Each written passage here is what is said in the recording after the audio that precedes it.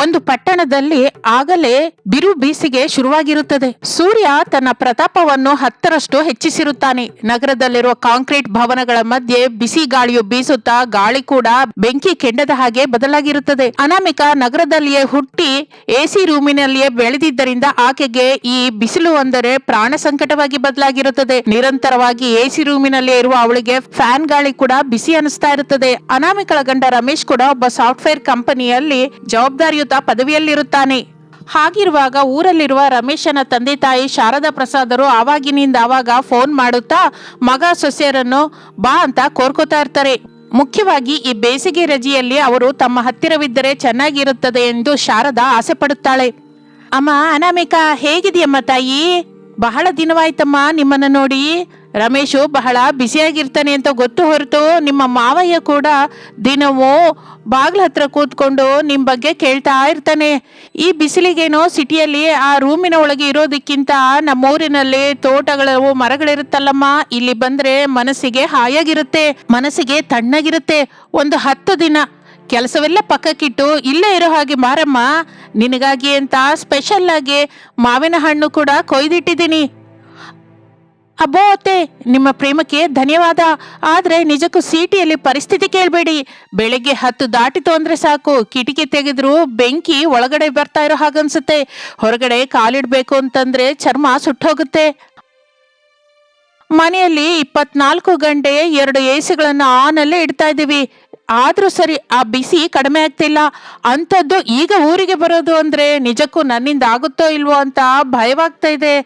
ಅಲ್ಲಿ ಹಳ್ಳಿಯಲ್ಲಿ ಕರೆಂಟ್ ಕೊರತೆ ಹೆಚ್ಚಾಗಿರುತ್ತಲ್ವಾ, ಮೇಲಾಗಿ ಹಳೆ ಮನೆಯಲ್ಲಿ ಎಸಿ ಕೂಡ ಇರಲ್ಲ. ಅತ್ತೆ, ನಾನು ಆ ದಗೆಯನ್ನು ಸಹಿಸುತ್ತಾ ಒಂದು ಕ್ಷಣ ಕೂಡ ಇರಲಾರೆ. ಹೌದು ಅಮ್ಮ, ಅನಾಮಿಕಾ ಹೇಳೋದು ಕೂಡ ಪಾಯಿಂಟೇ. ಅವಳು ಬಿಸಿನ ತಡಿಯಕ್ಕಾಗಲ್ಲ. ಚಿಕ್ಕಂದಿನಿಂದ ಎಸಿಗೆ ಅಭ್ಯಾಸ ಬಿದ್ದಿದ್ದಾಳೆ. ಊರಲ್ಲಿ ಫ್ಯಾನ್ ಇಲ್ದಿದ್ರು ಸರಿ, ಆ ಹಂಚಿನ ಮನೆಯಲ್ಲಿ ಗಾಳಿ ಬೆಂಕಿ ಹಾಗೆ ಬರ್ತಾ ಇರುತ್ತೆ. ಅಲ್ಲಿ ಪಡುವ ಕಷ್ಟಗಳನ್ನು ನೋಡಿ ನಾನು ಕೂಡ ಬರೋದಕ್ಕೆ ಎಣಿಸ್ತಾ ಇದ್ದೀನಮ್ಮ. ಅರೆ ರಮೇಶು, ನೀನು ಆ ಸಿಟಿಗೆ ಅಭ್ಯಾಸ ಬಿದ್ದು ನಿನ್ನ ತವರು ಮನೇನ ಮರ್ತು ಹೋಗ್ತಾ ಇದೆಯೇನೋ. ನಿನ್ನ ಅಮ್ಮ ಅಲ್ವಾ, ನಿನ್ನ ಕಷ್ಟ ನಂಗೆ ಗೊತ್ತಿಲ್ವಾ? ನಮ್ಮ ಊರಿನ ಬೇವಿನ ಮರದ ಗಾಳಿಗಿಂತ ನಿಮ್ಮ ಎಸಿ ಗಾಳಿ ದೊಡ್ಡದೇನೋ. ತೋಟದಲ್ಲಿ ಈ ಗಾಳಿ ತಗಲಿದ್ರೆ ನಿಮ್ಮ ನಗರದ ಕೊಲೆಸ್ಟ್ರಾಲ್ ಎಲ್ಲ ಹಾಳಾಗಿ ಹೋಗಲ್ವಾ? ನಿನ್ ಮೇಲಿರುವ ಆಸೆ ಇಟ್ಕೊಂಡು ನಾವು ನಿನ್ನನ್ನೇ ಎದುರು ನೋಡ್ತಾ ಇದೀವಿ. ಅನಾಮಿಕಳಿಗೆ ಹೇಗಾದ್ರೂ ಬುದ್ಧಿ ಹೇಳಿ ಒಂದ್ಸಲ ಕರ್ಕೊಂಬಾರೋ. ಅವಳು ಒಂದ್ಸಲ ಬಂದು ನನ್ನ ಪ್ಲಾನ್ ಏನೋ ನೋಡ್ತಾಳಲ್ಲ. ಸರಿ ಅಮ್ಮ, ನಿನ್ನ ಪ್ರೇಮವನ್ನ ಅವಳು ಇಲ್ಲ ಅಂತಾಳೆ. ಹೇಗೋ ಒಪ್ಸಿ 1 ವಾರ ಕರ್ಕೊಂಬರ್ತೀನಿ. ಹಾಗೆಂದು ರಮೇಶ್ ಫೋನ್ ಕಟ್ ಮಾಡುತ್ತಾನೆ. ಆ ನಂತರ ರಮೇಶ್ ಅನಾಮಿಕಳನ್ನ ಎಷ್ಟೋ ಬೇಡಿಕೊಂಡು ಪ್ರಯಾಣಕ್ಕೆ ಒಪ್ಪಿಸುತ್ತಾನೆ.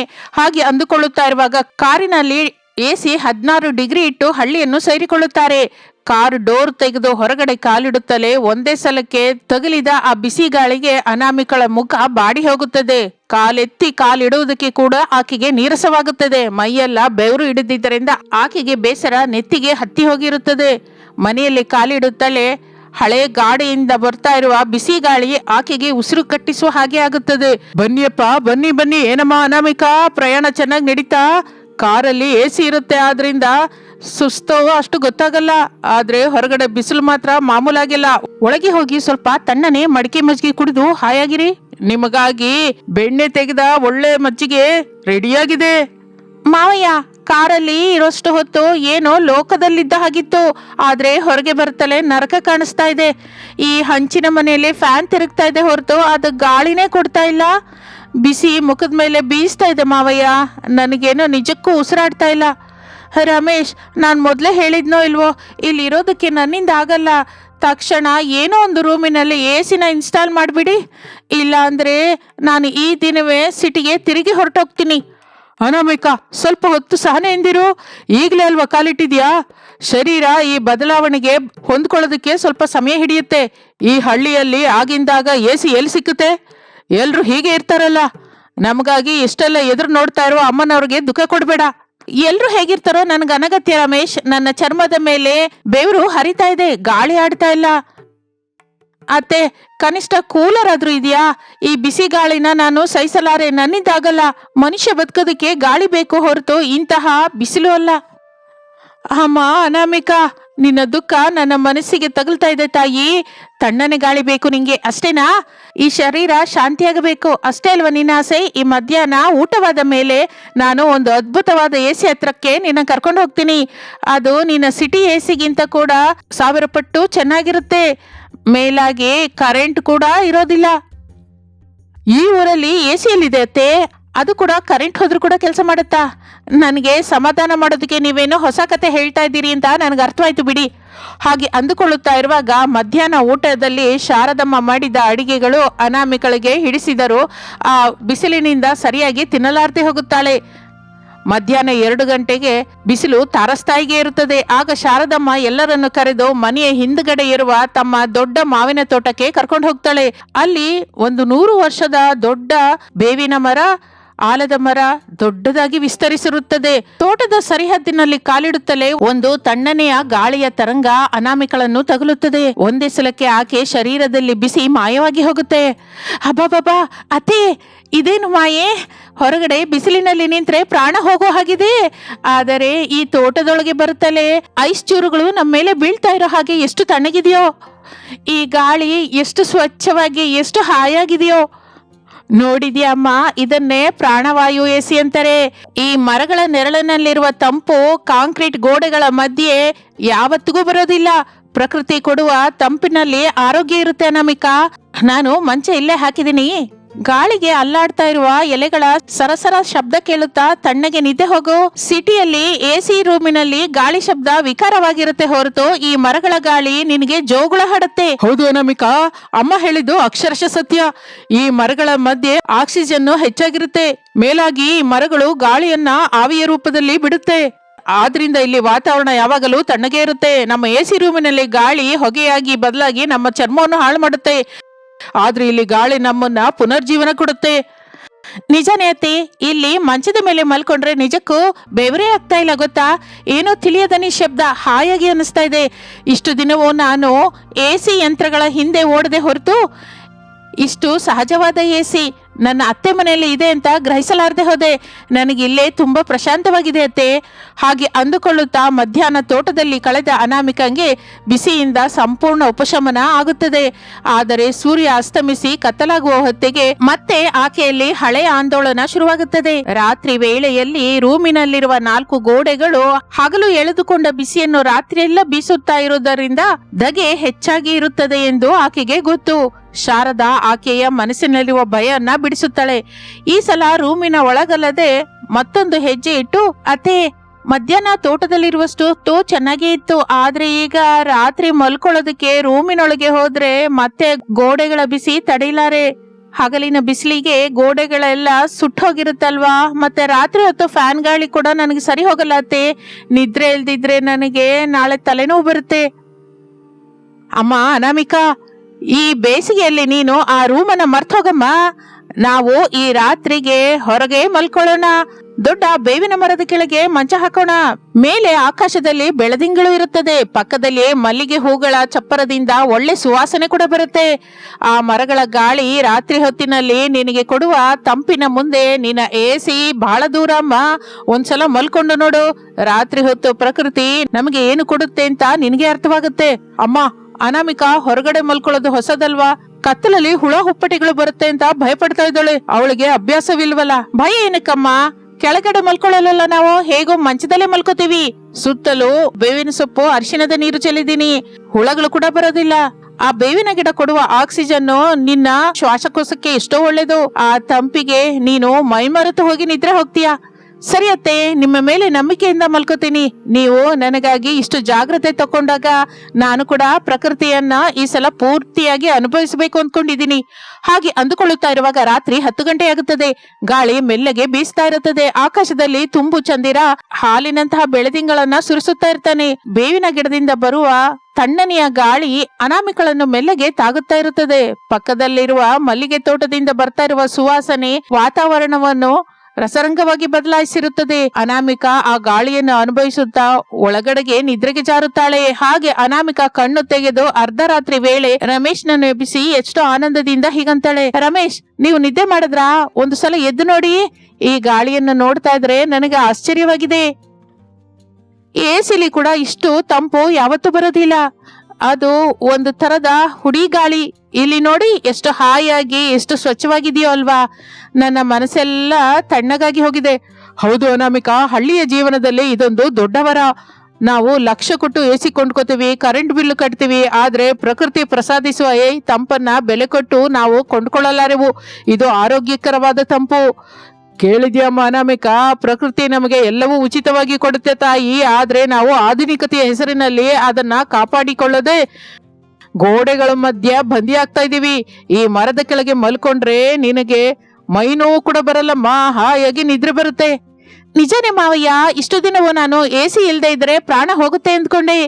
ಆದ್ರೆ ಈ ದಿನ ತಿಳಿಯಿತು, ಆ ಯಂತ್ರಗಳಿಗಿಂತ ಈ ಪ್ರಾಣವಾಯು ಕೊಡುವ ಮರಗಳ ಗಾಳಿ ದೊಡ್ಡದು ಅಂತ. ಅತ್ತೆ, ನಿಮ್ಮ ಬುದ್ಧಿವಂತಿಕೆಗೆ, ನಿಮ್ಮ ಪ್ರೇಮಕ್ಕೆ ನನ್ನ ಧನ್ಯವಾದ. ಈ ತಂಪಿನ ಮುಂದೆ ನನ್ನ ಸಿಟಿ ಎಸಿ ಮಾತ್ರ ಎಲ್ಲಿಯೂ ಸರಿ ಹೋಗೋದಿಲ್ಲ. ನನಗೆ ಈಗ ಎಸಿ ನಿಜಕ್ಕೂ ಬೇಡ. ಆ ಮಾತು ಕೇಳಿದ್ರೆ ನಂಗೆ ಸಾಕಮ್ಮ. ಇನ್ನು ಹಾಯಾಗಿ ಕನಸು ಕಾಣ್ತಾ ನಿದ್ದೆ ಹೋಗು. ಈ ಪ್ರಕೃತಿ ಏನೋ ನಿನ್ನ ಹೆತ್ತ ತಾಯಿ ಹಾಗೆ ಕಾಪಾಡುತ್ತೆ. ಇನ್ನು ಬೆಳಗಿನ ಜಾವದಲ್ಲಿ ಹಕ್ಕಿಗಳ ಮಧುರ ಸ್ವರದಿಂದ, ತಣ್ಣನೆಯ ಮಂಜು ಗಾಳಿಯಿಂದ ಅನಾಮಿಕಂಗೆ ಎಚ್ಚರವಾಗುತ್ತದೆ. ಆಕೆಯ ಮುಖ ಎಷ್ಟೋ ಕಾಂತಿವಂತವಾಗಿ ಕಾಣಿಸುತ್ತದೆ. ಆ ಒಂದು ವಾರವೂ ಅವಳು ಒಂದು ಸಲ ಕೂಡ ಎಸಿ ಬಗ್ಗೆ ಮಾತೇ ಎತ್ತಲಿಲ್ಲ. ಅತ್ತೆ ತೋರಿಸಿದ ಆ ಪ್ರಕೃತಿ ಎಸಿ ಅವಳನ್ನು ಬದಲಾಯಿಸುತ್ತದೆ. ಬೇಸಿಗೆಯಲ್ಲಿ ಕೂಡ ಅನಾಮಿಕಾ ತನ್ನ ಅತ್ತೆಯವರ ಮನೆಯಲ್ಲಿ ಎಷ್ಟೋ ಉತ್ಸಾಹದಿಂದ ಕಳೆಯುತ್ತಾಳೆ. ಹಾಗೆ ಅನಾಮಿಕಾ ತಿರುಗಿ ಸಿಟಿಗೆ ಹೋಗುವಾಗ ತೋಟದಿಂದ ಕೆಲವು ಮಾವು ಹಾಗೂ ಬೇವಿನ ಗಿಡಗಳನ್ನು ತಗೊಂಡು ಹೋಗ್ತಾಳೆ. ತನ್ನ ಅಪಾರ್ಟ್ಮೆಂಟ್ ಬಾಲ್ಕನಿಯಲ್ಲಿ ಕೂಡ ಕೆಲವು ಗಿಡಗಳನ್ನು ಬೆಳೆಸಿ ತನ್ನ ಮನೆಯನ್ನು ಚಿಕ್ಕದಾದ ವನವಾಗಿ ಬದಲಾಯಿಸಿಕೊಳ್ತೀನಿ ಅಂತ ಆ ದಿನ ಅನಾಮಿಕಾ ಶಾರದಂಗೆ ಮಾತು ಕೊಡುತ್ತಾಳೆ. ಎಸಿ ಗಾಳಿ ತಾತ್ಕಾಲಿಕವೇ ಹೊರತು ಮರಗಳ ನೆರಳಲ್ಲಿ ಇರುವ ತಂಪೆ ಶಾಶ್ವತವಾದ ಆರೋಗ್ಯ ಎಂದು ಅನಾಮಿಕಾ ಗ್ರಹಿಸುತ್ತಾಳೆ. ಇದು ಇಂದಿನ ಕಥೆ. ಮತ್ತೊಂದು ಆಸಕ್ತಿಕರ ಕಥೆ ಜೊತೆ ಮತ್ತೆ ಸೇರೋಣ. ಅಲ್ಲಿವರೆಗೂ ವಿರಾಮ. ನಮಸ್ತೆ. ಅದು ಕೃಷ್ಣಾಪುರ ಅನ್ನುವ ಚಿಕ್ಕ ಹಳ್ಳಿ. ಆ ಊರಿನ ಕೊನೆಯಲ್ಲಿ ಒಂದು ಚಿಕ್ಕ ಹಂಚಿನ ಮನೆ ಇದ್ದಿತ್ತು. ಆ ಮನೆಯಲ್ಲಿ ಪ್ರಸಾದ್ ಶಾರದ ಅನ್ನುವ ದಂಪತಿಗಳು ಇರ್ತಾ ಇದ್ರು. ಅವರಿಗೆ 3 ಮಕ್ಕಳು. ದೊಡ್ಡ ಮಗ ರಮೇಶ್, ಎರಡನೇ ಮಗ ಸುರೇಶ್, ಮೂರನೇ ಮಗ ಅರುಣ್. ಅವರು 3 ವ್ಯವಸಾಯ ಕೂಲಿಗಳಾಗಿ ಕೆಲಸ ಮಾಡುತ್ತಾ ಕುಟುಂಬವನ್ನು ಪೋಷಿಸ್ತಾ ಇರ್ತಾರೆ. 3 ಮಕ್ಕಳಿಗೆ ಮದುವೆಯಾಗಿರುತ್ತದೆ. ದೊಡ್ಡ ಸೊಸೆ ಹೆಸರು ಅನಾಮಿಕಾ, ಎರಡನೇ ಸೊಸೆ ಅವನಿ, ಮೂರನೇ ಸೊಸೆ ಅಂಜಲಿ. ಈ 3 ಸೊಸೆಯರು ಒಬ್ಬರನ್ನು ಒಬ್ಬರು ಅಕ್ಕ ತಂಗಿಯರ ಹಾಗೆ ನೋಡಿಕೊಳ್ಳುತ್ತಾ ತುಂಬಾ ಅನ್ಯೋನ್ಯವಾಗಿರ್ತಾರೆ. ಬಡತನ ಅವರನ್ನ ವ್ಯಂಗ್ಯ ಮಾಡ್ತಾ ಇದ್ರು, ಪ್ರೇಮಕ್ಕೆ ಮಾತ್ರ ಆ ಮನೆಯಲ್ಲಿ ಕೊರತೆ ಇಲ್ಲ. ಒಂದು ದಿನ ಬೆಳಗಿನ ಹೊತ್ತು ಮನೆಯ ಮುಂದೆ ಜಗಲಿ ಮೇಲೆ ಶಾರದಾ ತರಕಾರಿ ಹಚ್ತಾ ಇರ್ತಾಳೆ. ಅನಾಮಿಕಾ, ಅವನಿ, ಅಂಜಲಿ ಮನೆ ಕೆಲಸ ಮಾಡ್ತಾ ಇರ್ತಾರೆ. ಏನೇ ಅನಾಮಿಕಾ, ಈ ದಿನ ಅಡಿಗೆಗೆ ಏನ್ ಮಾಡ್ತಾ ಇದೀಯೇ? ಮನೆಯಲ್ಲಿ ಬೇಳೆ ಡಬ್ಬ ಖಾಲಿಯಾಗಿ ಹೋಗಿದೆ, ತರಕಾರಿ ಏನು 2 ಬದನೆಕಾಯಿ ಬಿಟ್ಟು ಏನೂ ಇಲ್ಲ. ಅತ್ತೆ, ಆ ಇರುವ 2 ಬದನೆಕಾಯಿ ಜೊತೆನೆ ಪಚ್ಚಡಿ ಮಾಡ್ತೀನಿ. ರಮೇಶ್ ಅವರು ರಾತ್ರಿ ಅಕ್ಕಿ ತರ್ತೀನಿ ಎಂದಿದ್ದಾರೆ. ಮಧ್ಯಾಹ್ನಕ್ಕೆ ರಾಗಿ ಮುದ್ದೆ ಮಾಡಿ ಆ ಪಚ್ಚಡಿ ಜೊತೆನೆ ತಿನ್ನೋಣ. ಹೌದು ಅತ್ತೆ, ನಿನ್ನೆ ಅರುಣ್ ಭಾವ ಕೂಲಿ ದುಡ್ಡು ಇನ್ನು ಕೊಟ್ಟಿಲ್ಲ ಅಂತಂದ್ರು. ಈ ದಿನ ಕೊಟ್ರೆ ಸಾಯಂಕಾಲವಾದ್ರೂ ತರೋಣ. ನಾವು ಏನ್ ತಿಂದ್ರು ಹೊಟ್ಟೆ ತುಂಬುತ್ತೆ, ಆದರೆ ಬಾಯಿಗೆ ರುಚಿಯಾಗಿ ತಿಂದು ಎಷ್ಟು ದಿನವಾಯ್ತೇನೋ ಅಕ್ಕ. ಈ ಮಧ್ಯೆ ಯಾವಾಗಲೂ ಹಬ್ಬಕ್ಕೆ ಕೋಳಿ ಸಾರು ಮಾಡಿದ್ದು, ಮತ್ತೆ ವಾಸನೆ ಕೂಡ ನೋಡಿಲ್ಲ. ಏನ್ ಮಾಡೋಣ ತಾಯಿ, ನಮ್ಮ ಬದುಕಿಷ್ಟೇ. ಗಂಡಸರು ರೆಟ್ಟೆ ಮುರಿದು ಕೆಲಸ ಮಾಡಿದ್ರು ಬರೋ ದುಡ್ಡು ಸಾಕಾಗ್ತಾ ಇಲ್ಲ. ನೀವು 3 ಯಾವ ಜಗಳವೂ ಇಲ್ಲದೆ ಹೊಂದ್ಕೊಂಡು ಹೋಗ್ತಾ ಇದ್ದೀರಾ. ಆದ್ರಿಂದ ದೇವರ ದಯದಿಂದ ಪ್ರಶಾಂತವಾಗಿದ್ದೀವಿ. ಇಷ್ಟರಲ್ಲಿ ಮನೆ ಮುಂದಿನಿಂದ ಒಂದು ಕುರಿಗಳ ಹಿಂಡು ಹೋಗ್ತಾ ಇರುತ್ತದೆ. ಅನಾಮಿಕಾ ಕಿಟಕಿಯಿಂದ ಕುರಿಗಳನ್ನು ನೋಡ್ತಾಳೆ. ಕುರಿ ಕಾಯುವನು ಕುರಿಗಳನ್ನ ಹೊಡಿತಾ ಇರ್ತಾನೆ. ಅನಾಮಿಕಳ ಕಣ್ಣಿನಲ್ಲಿ ಒಂದು ಮಿಂಚು ಬರುತ್ತದೆ. ಅವನಿ, ಅಂಜಲಿ, ಒಂದ್ಸಲ ಇಲ್ಲಿಗೆ ಬನ್ನಿ. ಏನಕ್ಕ, ಏನಾಯ್ತಕ್ಕ? ಅಲ್ಲಿ ನೋಡಿ, ಆ ಕುರಿಗಳ ಹಿಂಡು ನೋಡಿದ್ರ? ನನಗೇನಕ್ಕೋ ಈ ದಿನ ಘಮ ಅನ್ನುವ ಮಟನ್ ಕರಿ ತಿನ್ಬೇಕು ಅನಿಸ್ತಾ ಇದೆ. ಇದಕ್ಕೂ ಮೊದಲು ಅಂಜಲಿ ಅಂದ ಹಾಗೆ ನಾವು ಒಳ್ಳೆ ಊಟ ತಿಂದು ಎಷ್ಟೋ ದಿನವಾಯ್ತಲ್ಲ. ಮಟನ್ ಕರಿನ? ಅಕ್ಕ, 1 ಕಿಲೋ ಮಟನ್ ಎಷ್ಟಿದೆ ಗೊತ್ತಾ? ನಮ್ಮ ಹತ್ರ ಚಿಲ್ಲರೆ ಕಾಸಿಲ್ಲ. ಈಗ ಅದ್ ಹೇಗೆ ಸಾಧ್ಯ? ಹೌದು ಅಕ್ಕ, ಆಸೆ ಪಡಬಹುದು ಹೊರತು ನಮ್ಮ ಸಾಮರ್ಥ್ಯಕ್ಕೆ ಅದು ಸಿಕ್ಕದ ದ್ರಾಕ್ಷಿ ಅಲ್ವಾ. ನಿಲ್ಸಿ, ನನ್ನ ಹತ್ರ ಒಂದು ಚಿಕ್ಕ ಆಲೋಚನೆ ಇದೆ. ಮದುವೆಯಾದ ಹೊಸದರಲ್ಲಿ ನಮ್ಮಮ್ಮ ನನಗೆ ಕೊಟ್ಟ ಸಾಸಿವೆ ಡಬ್ಬದಲ್ಲಿ ಎತ್ತಿಟ್ಕೊಂಡ ಸ್ವಲ್ಪ ದುಡ್ಡಿದೆ. ಅದು ಆಪತ್ತು ಬಂದ್ರೆ ಉಪಯೋಗಿಸೋಣ ಅಂದ್ಕೊಂಡೆ. ಅಂದ್ರೆ ನಾವು ಈ ದಿನ ಹೊಟ್ಟೆ ತುಂಬಾ ಪ್ರಶಾಂತವಾಗಿ ತಿಂದಿಲ್ಲ ಅಲ್ಲ. ಈ ದಿನ ನಾವು ತಿಂದು ಆನಂದ ಪಡೋಣ. ಆ ದುಡ್ಡಿನಿಂದ ಈ ದಿನ ನಾವು ಮಟನ್ ತರ್ಸೋಣ. ಬೇಡಮ್ಮ ಅನಾಮಿಕಾ, ಅದು ಏನೋ ನೀನು ಎತ್ತಿಟ್ಕೊಂಡ ದುಡ್ಡು, ಏನಾದ್ರೂ ಅಗತ್ಯ ಬಂದಾಗ ಉಪಯೋಗಿಸೋಣ ಬಿಡು. ಅತ್ತೆ, ಕುಟುಂಬ ಸಂತೋಷಕ್ಕಿಂತ ಯಾವ ಅಗತ್ಯ ಮುಖ್ಯವೂ ಅಲ್ಲ. ಈ ದಿನ ನಿಮ್ಮ ಕೈ ಅಡಿಗೆ ಅಲ್ಲ, ನಾವು ಮೂವರು ಸೇರಿ ಸ್ಪೆಷಲ್ ಮಟನ್ ಕರಿ ಮಾಡ್ತೀವಿ. ಆ ರುಚಿ ನೋಡಿದ್ರೆ ಜನ್ಮದಲ್ಲಿ ಮರ್ತ ಹೋಗ್ಬಾರ್ದು. ಅಕ್ಕ, ನಿಜನಾ? ಅಂದ್ರೆ ನಾನು ಮಸಾಲೆ ರುಬ್ತೀನಿ, ನಾನು ಒಲೆ ಬೆಳಗ್ಸಿ ಅಕ್ಕಿ ತೊಳಿತೀನಿ. ಸರಿ ಸರಿ, ನಾನು ಹೋಗಿ ಮಾಂಸ ತರ್ತೇನೆ. ಈ ದಿನವಂತೂ ನಮ್ಮ ಮನೆಯಲ್ಲಿ ಹಬ್ಬನೇ. ಹಾಗೆಂದುಕೊಂಡು ಅನಾಮಿಕಾ ತಾನು ಎತ್ತಿಟ್ಟ ದುಡ್ಡು ತೆಗೆದು ಕುರಿಯ ಕಾಯುವನ ಹತ್ರ ಹೋಗಿ ಒಳ್ಳೆ ಮಾಂಸ ಕೊಂಡ್ಕೋತಾಳೆ. ಮನೆಗೆ ಬರುತ್ತಲೇ ವಾರಗಿತ್ತಿಯರು ಮೂವರು ಹಬ್ಬದ ವಾತಾವರಣದಲ್ಲಿ ಅಡುಗೆ ಶುರು ಮಾಡುತ್ತಾರೆ. ಅಡುಗೆ ಮನೆಯಲ್ಲೇ ಅನಾಮಿಕಾ ಪಾತ್ರೆಯಲ್ಲಿ ಎಣ್ಣೆ ಹಾಕುತ್ತಾ ಇರುವಾಗ ಅವನಿ ಶುಂಠಿ ಬೆಳ್ಳುಳ್ಳಿ ಪೇಸ್ಟ್ ಕುಟ್ತಾ ಇರ್ತಾಳೆ. ಅಂಜಲಿ ಈರುಳ್ಳಿ ಹಚ್ತಾ ಇರ್ತಾಳೆ. ಅಕ್ಕ, ಈರುಳ್ಳಿ ಘಾಟಿಯಾಗಿದೆ ಹೊರತು ಆ ಮಟನ್ ಚೂರು ನೋಡ್ತಾ ಇದ್ರೇನೆ ಬಾಯಲ್ಲೇ ನೀರು ಬರ್ತಾ ಇದೆ ಎಂದು ಕಣ್ಣು ಒರೆಸ್ಕೊಂಡು ಅಂತ ಇರ್ತಾಳೆ ಅಂಜಲಿ. ಅವನಿ, ಅನಾಮಿಕಾ ಅಕ್ಕಳ ಕೈಯಲ್ಲಿ ಏನೋ ಮಾಯ ಇದೆ. ಆಕೆ ಏನ್ ಮಾಡಿದ್ರು ಅದ್ಭುತನೇ. ಈ ದಿನ ಅವಳು ಸ್ವಂತ ಮಸಾಲ ಪುಡಿ ಮಾಡಿ ಮಾಡ್ತಾಳಂತೆ. ಹೊಗಳಿಕೆ ನಿಲ್ಸಿ ಅವನಿ ಆ ಲವಂಗ, ಏಲಕ್ಕಿ, ದಾಲ್ಚಿನ್ನಿ ಚೂರು ಹಾಕಿ ಚೆನ್ನಾಗಿ ಪುಡಿ ಮಾಡು. ಅವನಿ, ನೀನು ಆ ಈರುಳ್ಳಿನ ಚೆನ್ನಾಗಿ ಹುರಿದ್ಬಿಡು. ಮಟನ್ ಕರಿ ಅಂದ್ರೆ ಗ್ರೇವಿ ನಮ್ಗೆ ದಪ್ಪವಾಗಿ ಬರ್ಬೇಕು. ನಿಮ್ಮ ಉತ್ಸಾಹ ನೋಡ್ತಾ ಇದ್ರೆ ನನಗೆ ಹಾಸ್ಯ ಇಕ್ತಾ ಇದೆ ಮಕ್ಕಳೇ. ಬಹಳ ಜಾಗೃತಿಯಾಗಿ ಮಾಡಿ ಅಮ್ಮ. ಅತ್ತೆ, ಈ ದಿನ ನಾವು ಮಾಡುವ ಕರಿ ಮಾಮೂಲಾಗಿರಲ್ಲ. ಹುಣಸೆ ಹಣ್ಣಿನ ಹುಳಿಯಲ್ಲಿ ಕೂಡ ಟೊಮೊಟೊ, ತೆಂಗಿನಕಾಯಿ ಹಾಕಿ ಚೆನ್ನಾಗಿ ರುಬ್ತೀವಿ. ಸ್ವಲ್ಪ ಸಮಯದ ನಂತರ ಸಾರು ಕುದಿತಾ ಇರುತ್ತದೆ. ಮನೆಯೆಲ್ಲ ಘಮಘಮ ಅನ್ನುವ ವಾಸನೆ ವ್ಯಾಪಿಸುತ್ತದೆ. ಹೊಗೆಗೂಡಿನಿಂದ ಬರುವ ವಾಸನೆ ಬೀದಿಯಲ್ಲಿ ಕೂಡ ಬೆಳಗುತ್ತದೆ. ಮಟನ್ ಕರಿ ಬೆಂದ ವಾಸನೆ ಮನೆಯೆಲ್ಲ ವ್ಯಾಪಿಸುತ್ತದೆ. ಸರಿಯಾಗಿ ಅದೇ ಸಮಯಕ್ಕೆ ರಮೇಶ್, ಸುರೇಶ್, ಅರುಣ್, ಪ್ರಸಾದರು ಕೂಡ ಕೆಲಸದಿಂದ ಮನೆಗೆ ತಿರುಗಿ ಬರುತ್ತಾರೆ. ಮನೆಯ ಹೊರಗೆ ಕಾಲಿಡುತ್ತಲೇ ಅವರಿಗೆ ವಾಸನೆ ಬರುತ್ತೆ. ರಮೇಶ್, ಸುರೇಶ್, ಅರುಣ್, ಪ್ರಸಾದ್ ಮನೆಯ ಒಳಗಡೆಗೆ ಬರ್ತಾರೆ. ಅಪ್ಪ, ಏನೋ ಈ ವಾಸನೆ ನಮ್ಮ ಮನೆಯಿಂದನೇ ಬರ್ತಾ ಇದ್ಯಾ, ಇಲ್ಲ ಪಕ್ಕದ ಮನೇಲಿ ಏನಾದ್ರೂ ಔತಣೆ ನಡೀತಾ ಇದ್ಯಾ? ಹೌದು ಅಣ್ಣಯ್ಯ, ಈ ವಾಸನೆ ನೋಡ್ತಾ ಇದ್ರೆ ಹೊಟ್ಟೆಲಿ ಹಸುವೆ ಹೆಚ್ಚಾಗ್ತಾ ಇದೆ. ಅದ್ಭುತವಾಗಿದೆ. ಅತ್ತಿಗೆಯರು ಗಟ್ಟಿಯಾಗಿ ಏನೋ ಪ್ಲಾನ್ ಮಾಡಿದ ಹಾಗಿದೆ ಅಣ್ಣಯ್ಯ. ಏನೇ ಶಾರದಾ, ಈ ದಿನ ಏನು ವಿಶೇಷ? ಮನೆಯಲ್ಲಿ ಬರ್ತಲೇ ಒಳ್ಳೆ ಘಮಘಮ ಅನ್ನುವ ವಾಸನೆಯಿಂದ ಸಾಯಿಸ್ತಾ ಇದ್ದೀರಾ. ನಿಮ್ಮ ಸೊಸೆಂದ್ರು ಈ ದಿನ ನಿಮ್ಗಾಗಿ ಅಂತ ಮಟನ್ ಕರಿ ಮಾಡ್ತಾ ಇದ್ದಾರೆ. ಅನಾಮಿಕಾ ಅವರ ಅಮ್ಮ ಕೊಟ್ಟ ದುಡ್ಡಿನಿಂದ ಸಾಮಾನ್ ತಂದಿದ್ದಾಳೆ.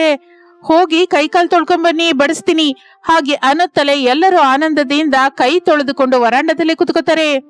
ಅನಾಮಿಕಾ, ಅವನಿ, ಅಂಜಲಿ ಎಲೆ ಹಾಕಿ ಅನ್ನ ಬಡಿಸುತ್ತಾರೆ. ಬಿಸಿ ಬಿಸಿ ಅನ್ನದ ಮೇಲೆ ಆವಿ ಬರ್ತಾ ಇರುವ ಮಟನ್ ಸಾರು ಹಾಕುತ್ತಾರೆ. ರಮೇಶ್ ಮೊದಲು ತುತ್ತು ಬಾಯಿಯೊಳಗೆ ಹಾಕೊಳ್ತಾನೆ. ಅನಾಮಿಕಾ, ಏನಿದು? ಇದು ಕರಿಯಲ್ಲ, ಅಮೃತ. ಇಷ್ಟು ರುಚಿಯಾಗಿ ನಾನು ಯಾವತ್ತೂ ತಿಂದಿಲ್ಲ. ಹೌದು ಅತ್ತಿಗೆ, ಹೋಟೆಲ್ ಅಲ್ಲಿ ಕೂಡ ಇಷ್ಟು ರುಚಿ ಇರೋದಿಲ್ಲ. ಆ ಮಸಾಲೆ, ಆ ಚೂರುಗಳು ಬೆಂದ ಪರಿ ಬಹಳ ಅದ್ಭುತ. ಅವನಿ, ನೀನು ರುಬ್ಬಿದ ಮಸಾಲೆ ಸೂಪರ್. ಅರುಣ್ ಕೂಡ ತಿನ್ನುತ್ತಾ ಅಂಜಲಿ ಕಡೆ ನೋಡ್ತಾ, ಅಂಜಲಿ, ನಿಜವಾಗಿ ನೀವು ಮೂವರು ಸೇರಿ ಮಾಡಿದ್ರೆ ಇಷ್ಟು ಅದ್ಭುತ ನಡೆಯುತ್ತಾ? ಇನ್ನು ಸ್ವಲ್ಪ ಹಾಕಿ. ಪ್ರಸಾದ್ ಕೂಡ ತೃಪ್ತಿಯಿಂದ ತಿನ್ನುತ್ತಾನೆ. ನನ್ನ ಜೀವನದಲ್ಲಿ ಇಷ್ಟು ಒಳ್ಳೆ ಊಟ ನೋಡಿ ಬಹಳ ಕಾಲವಾಯ್ತಮ್ಮ. ನಿನ್ನ ಕೈಯಲ್ಲಿ ಅನ್ನಪೂರ್ಣ ದೇವಿ ಇದ್ದಾಳೆ ತಾಯಿ. ನೀವೆಲ್ರೂ ಇಷ್ಟು ಇಷ್ಟವಾಗಿ ತಿಂತಾ ಇದ್ರೆ ನಮ್ಮ ಹೊಟ್ಟೆ ತುಂಬ ಹೋಯ್ತು ಮಾವಯ್ಯ. ಅಕ್ಕ ಹೇಳಿದ ಹಾಗೆ ಹೊಸ ರೀತಿಯಿಂದ ಮಸಾಲ ಹಾಕಿದೀವಿ, ಅದಕ್ಕೆ ಇಷ್ಟು ರುಚಿ ಬಂದಿದೆ. ಹೌದು, ನಮ್ಮ ಅಕ್ಕನ ಐಡಿಯಾ ಅದು. ಹಾಗೆ ಅಂದುಕೊಳ್ಳುತ್ತಾ ಎಲ್ಲರೂ ತೃಪ್ತಿಯಿಂದ ಊಟ ಮಾಡುತ್ತಾರೆ. ಆ ನಂತರ ಎಲ್ಲರೂ ವರಾಂಡದಲ್ಲಿ ಕೂತ್ಕೊಂಡು ಮಾತನಾಡ್ತಾ ಇರ್ತಾರೆ. ಆಗ ಅನಾಮಿಕಂಗೆ ಒಂದು ಆಲೋಚನೆ ಬರುತ್ತೆ. ಮಾವಯ್ಯ, ರಮೇಶ್ ಅವರೇ, ನನಗೊಂದು ಆಲೋಚನೆ ಬಂದಿದೆ. ಏನ್ ಅನಾಮಿಕಾ, ಹೇಳು. ಈಗ ನಾವು ತಿಂದ ಈ ಮಟನ್ ಕರಿ ನಿಮ್ಮೆಲ್ಲರಿಗೂ ತುಂಬಾ ಹಿಡಿಸಿದೆ ಅಲ್ವಾ? ನಮ್ಮ ಊರಿನಲ್ಲೇ ಬಹಳ ಜನ ಕೆಲ್ಸಕ್ಕೆ ಹೋಗಿ ಮನೆಗೆ ಹೋಗಿ ಅಡುಗೆ ಮಾಡ್ಕೊಳ್ಳಲಾರದೆ ಕಷ್ಟಪಡ್ತಾ ಇದ್ದಾರೆ. ಇಲ್ಲ ಹೋಟೆಲ್ ಅಲ್ಲಿ ರುಚಿ ಇಲ್ಲದೆ ತಿಂಡಿ ತಿಂದು ದುಃಖ ಪಡ್ತಾ ಇರ್ತಾರೆ. ನಾವು ಏನಕ್ಕೆ ಮಟನ್ ಕರಿನ ಮಾಡಿ ಒಂದು ವ್ಯಾಪಾರವಾಗಿ ಬದಲಾಯಿಸ್ಕೋಬಾರ್ದು? ಹಾಗೆ ಅನ್ನುತ್ತಲೇ ಎಲ್ಲರೂ ಆಶ್ಚರ್ಯದಿಂದ ಅನಾಮಿಕಳ ಕಡೆ ನೋಡುತ್ತಾರೆ. ವ್ಯಾಪಾರನ ಅಂದ್ರೆ ನಾವು ಹೋಟೆಲ್ ಮಾಡ್ಬೇಕಾದ್ಗೆ ಅದಕ್ಕೆ ತುಂಬಾ ದುಡ್ಡು ಬೇಕೇನೋ ಅಲ್ವಾ? ದೊಡ್ಡ ಹೋಟೆಲ್ ಏನೋ ಅಗತ್ಯವಿಲ್ಲ ಸುರೇಶ್. ನಮ್ಮ ಮನೆ ಮುಂದೆ ಚಿಕ್ಕ ಚಪ್ಪರ ಹಾಕೋಣ, ವಾರಗಿತ್ತಿಯರ ಮಟನ್ ಕರಿ ಅಂತ ಬೋರ್ಡ್ ಇಟ್ಕೊಳ್ಳೋಣ. ಮೊದಲು ಸ್ವಲ್ಪ ಮೊತ್ತದಲ್ಲೇ ಮಾಡೋಣ. ರುಚಿ ಅಂತೂ ಚೆನ್ನಾಗಿದ್ರೆ ಜನರು ಅವರಾಗಿ ಅವರೇ ಬರ್ತಾರಲ್ಲ. ಒಳ್ಳೆ ಆಲೋಚನೆ ಅಕ್ಕ. ನೀನು ಅಡಿಗೆ ನೋಡ್ಕೋ, ನಾನು ಅವನಿ ತರಕಾರಿ ಕೊಯ್ಯೋದು, ಮಸಾಲೆ ರುಬ್ಬೋದು ಎಲ್ಲ ನೋಡ್ಕೋತೀವಿ. ಅಂದ್ರೆ ಅದಕ್ಕೆ ಊರ್ನವ್ರು ಕೊಂಡ್ಕೋತಾರ? ಯಾಕೆ ಕೊಂಡ್ಕೊಳ್ಳಲ್ಲ ಮಗನೇ, ರುಚಿ ಚೆನ್ನಾಗಿದ್ರೆ ಎಲ್ಲಿಗಾದ್ರೂ ಹೋಗ್ತಾರೆ ಜನ. ಅನಾಮಿಕಳ ಕೈಯಲ್ಲಿ ಆ ರುಚಿ